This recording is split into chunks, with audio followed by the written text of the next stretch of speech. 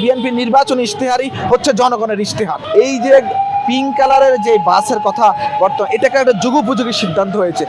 এই বাংলাদেশ শহীদ রাষ্ট্রপতি জিয়াউর রহমান মহান স্বাধীনতার ঘোষণা দিয়ে স্বাধীন করেছে এবং রণাঙ্গন লড়াই করে বীর উত্তম খেতাব প্রাপ্ত হয়েছে। আপনারা জানেন এর পরবর্তী সেই আদর্শ সেই লিগ্যাসি ধরে রেখে দেশনেত্রী বেগম খালেদা জিয়া কিন্তু এই জাতীয়তাবাদী ন্যাশনালিস্টের আদর্শ টেনে নিয়ে যাচ্ছে এবং তারপরে বর্তমান প্রধানমন্ত্রী উনিও টেনে নিয়ে যাচ্ছে।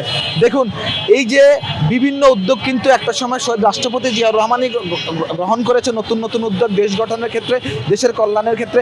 পরবর্তীতে দেশনেত্রী বেগম খালেদা জিয়া ঠিক তেমনি নতুন নতুন উদ্যোগ গ্রহণ করেছে।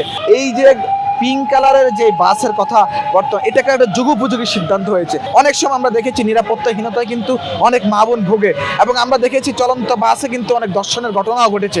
এবং আপনি দেখেন একজন মা বা বোনকে যখন হেল্পার টেনে নিয়ে বাসে উঠায় তখন কিন্তু তারা নার্ভাস ফিল করে। আমি মনে করছি যে আমাদের মা বোনদের জন্য একটা নিরাপত্তার ব্যবস্থা হয়েছে।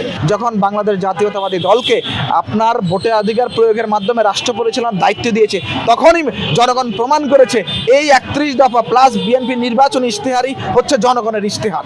সাধারণ মানুষের যখন সামাজিক সুরক্ষা সামাজিক নিরাপত্তা নিশ্চিত হচ্ছে, অর্থনৈতিক নিরাপত্তা নিশ্চিত হচ্ছে, তখন কিছু ধরনের বিরোধী দলের কিছু পথভ্রষ্ট নেতা তখন সেগুলো নিয়ে তিরস্কার করার চেষ্টা করছে, সেটা নিয়ে সমালোচনা করার চেষ্টা করছে।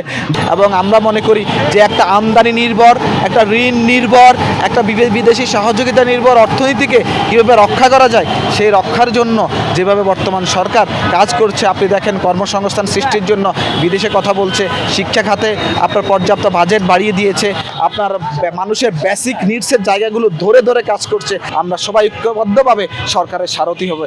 দেশের নাম্বার 1 ট্রেডিং অ্যাপ নিফটি ফার্স্টে পাচ্ছেন ট্রেডিং এর সব সুবিধা, dual exchange access, company analysis, portfolio তৈরি করা সহ আরও অনেক ইউনিক ফিচারের সাথে ট্রেড করতে ডাউনলোড করুন এক্ষুনি।